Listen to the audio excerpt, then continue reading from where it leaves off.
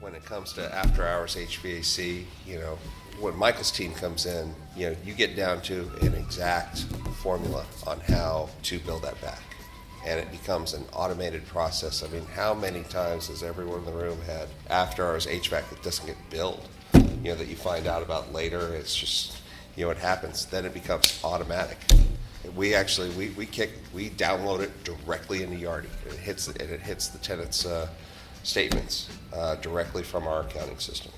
I think those types of things are invaluable. And, some of this just, frankly, you get leakage. It just happens. And the more that you can reduce that, a lot of these things end up, even though it's hard to really kind of calculate that, they end up paying for themselves. Well, that's like the AMRB solution from Genea. It comes with its date stamp, and there's a picture of the meter, and all that support makes it easy for the customer to go, yeah, that's accurate, that's legit, there's no guess. I do think that's right. Having the accuracy and the backup to support it, but do it in an automated way so it's easy for the management team, does drive value for sure. Yeah.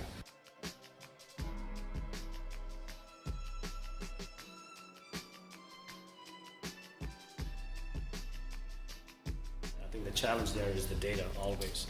Getting the right data, whether it be energy data or water data, is always a challenge, and that kind of limited how fast we could move it.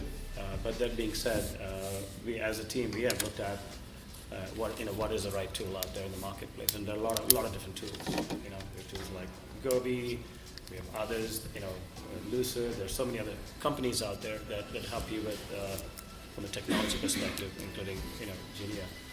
I think the challenge, what you have to look at is obviously you need to look at how easily can you get the data, number one, and obviously cost at some point becomes a factor, so you got to look at that. Through the exercise we did, we had some pretty good feedback in going through that, because we compared buildings that are already LEED certified against the dynamic performance tool, and they kind of matched up for the most part. But I also think, in being familiar, Michael, with your system is, a lot of people say we do Saturday on demand, but when you really look at it, they're not. They're just running that system. And in fairness to engineers, one of their primary functions is certainly to keep things running and to do repairs and maintenance. But the other big thing is to keep complaints down and keep customers happy.